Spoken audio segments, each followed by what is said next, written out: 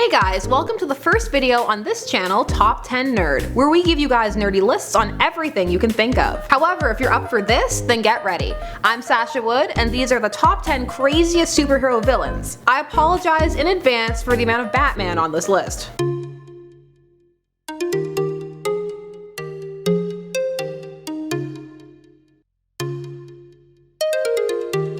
In at number 10, we have Legion from X-Men, first appearing in New Mutants number 85. Real name, David Charles Haller. He is the son of Professor Charles Xavier and Gabriel Haller. A mutant so powerful his psionic powers have no clear measure, and also many outlets. He was the victim of a terrorist attack in of which he was the only survivor. Being linked to so many minds as they died, including the terrorist minds he accidentally incinerated, rendered him catatonic. Also, he absorbed the mind of the terrorist leader into his own as a separate personality.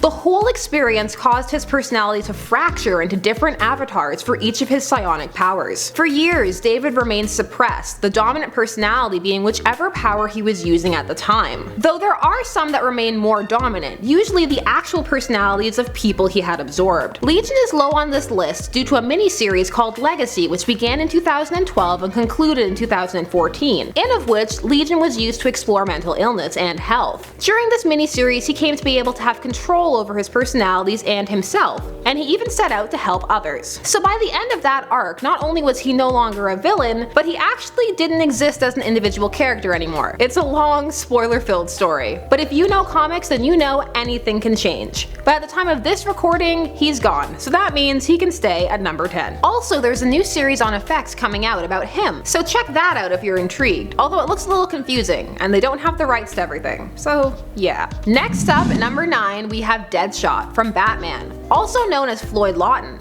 He appeared in Batman number 50 way back in 1950, though of course his origin was tweaked a little bit from that first appearance. A hired assassin who never misses, manipulated into attempting to kill his father by his mother, he instead missed and killed his brother Eddie, who he adored. This caused him to develop a deep sense of self-loathing and a compunction to never miss. DEADSHOT values himself very little and has a literal death wish that has made him a valuable member of each iteration of the Suicide Squad. He will take the most dangerous assignments in hopes of being killed. Suicidal and obsessive, DEADSHOT is an unstable ally to have on any team, but he never misses, unless he wants to, which is usually when he's shooting at Batman, who reminds him of his brother. Still, this aspect of his character has been downplayed over time, and in some cases flat out abandoned, which is why he ranks so low on this list. Number 8 introduces us to Black Hand from Green Lantern, first appearing in Green Lantern number 29 from Volume 2 in 1964. William Hand had always had a villainous past, but in his post-Infinite Crisis origin, it was rewritten to make him the son of coroners and obsessed with death. Though he had no actual trauma, Hand simply developed a tendency towards necrophilia and began killing small animals. His family's attempts to cure him with therapy were unsuccessful. Following gaining powers from an energy absorption weapon, he begins attempting to steal corpses and is a key figure in the zombie-based epic Blackest Night. Black Hand is still around, seeking to reanimate the dead, but until there is more use for him, he probably won't appear as frequently. In at number 7, we have the Riddler, yet again from Batman, making his first appearance in Detective Comics number 140 in 1948. The Riddler has always been unhinged, obsessed with puzzles and proving his intellectual superiority, though he may appear fine on the surface, especially because he is articulate. The Riddler's disorders are actually quite crippling. His OCD coupled with histrionic behavior, that being excessive attention seeking, mean that he is incapable of not only trying to prove that he is better than other people, but also feels a compulsion to leave clues, which is usually his downfall. Because, I mean, if no one knows he committed the crime, what's the point? These aspects of his personality are more often explored in comic form than other mediums. For example, Batman the Animated Series only used him 3 times because they found it so difficult to come up with actual good riddles for him. However, the new series Gotham has really taken the time to dive into his illness. There's a lot wrong with that show. A lot. But his depiction is one of the better things. You just have to sit through everything else. At number 6, we have Eobard Thawne, the Reverse Flash from The Flash. Why does he get a name and others didn't? Well, there are other well-known Reverse Flashes you might have thought of, like Hunter Zolomon. He's not okay either, but we're not talking about him on this list. For this list, we have to go with Thawne's second origin, post-Crisis and 0 Point, from the return of Barry Allen from The Flash Volume 2, issues 74 to 79.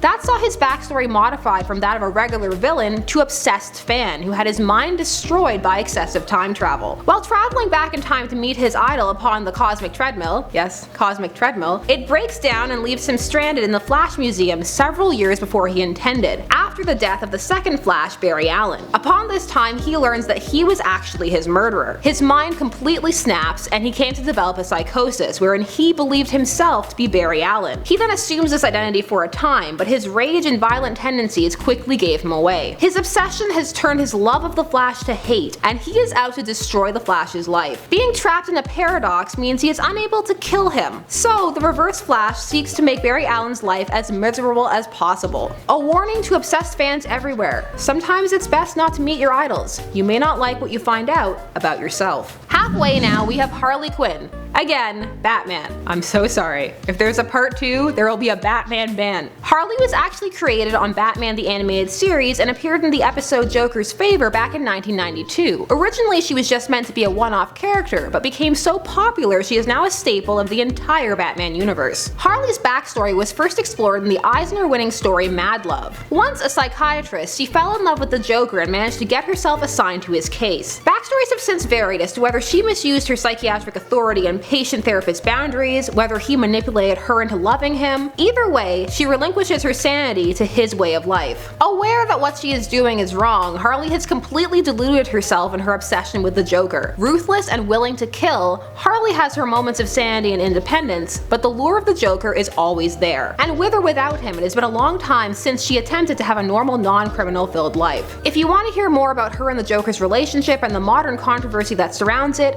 check it out on my main channel, Shipper's Guide to the Galaxy, link down below. Harley is being written a bit differently these days. Less obsessed with her Mr. J, but still definitely unhinged. In at number 4, we have Two-Face from Batman. Two-Face is one of Batman's older villains, appearing for the first time in Detective Comics number 66 back in 1942. And at first his origin was pretty standard, but over time and evolution he gained a new tragic backstory that qualifies him for this list. Harvey Dent was a district attorney and one-time friend to both Bruce Wayne and Batman. However, during the darkening of comics in the late 80s and early 90s, his backstory was tweaked to include an abusive father and struggles with bipolar disorder. However, the most iconic rendition came in 1992 with the Batman animated series episodes Two-Face Part 1 and 2. These episodes depicted that as a result of trying to suppress his anger, Dent had developed a split personality and was pushed over the edge after an accident destroyed half of his face and torso, rendering him incapable of making any decisions without first flipping a coin. This has since become his most accepted backstory, and the saddest. Dent lives as a slave to his compulsion, fueled by a bid to take on Batman, other criminals, or also maintain his own criminal empire. Though he occasionally makes attempts to reform, the Dent half of his personality is not often dominant, and this struggle, along with Batman's guilt and sympathy for him, make him dangerous. Though he can be predictable as there are only two sides to a coin, it's clear that he's earned his spot in Arkham Asylum. Someone who would go to Arkham if he was in the same universe at least is the Green Goblin, Norman Osborn from Spider-Man, first appearing in The Amazing Spider-Man number 14 in 1964. The father of one of Peter Parker's best friends, Harry Osborn, Norman is already tightly wound with narcissistic tendencies as well as a tendency towards megalomania. After exposure to the Goblin formula, which is designed to augment the human body, it also broke his mind by enhancing his intelligence to a level beyond his capacity to handle, splintering his personality into that of him and the Goblin. Also suffering from manic depression as well as severe antisocial psychopathic traits, the Goblin is looking to protect Norman, his investments, and his family. Over time, Osborn has attempted to get the Goblin under control via medication. However, he has had his relapses, and either way, you don't want to mess with Norman Osborn. Number 2 will be an upset for some people I know.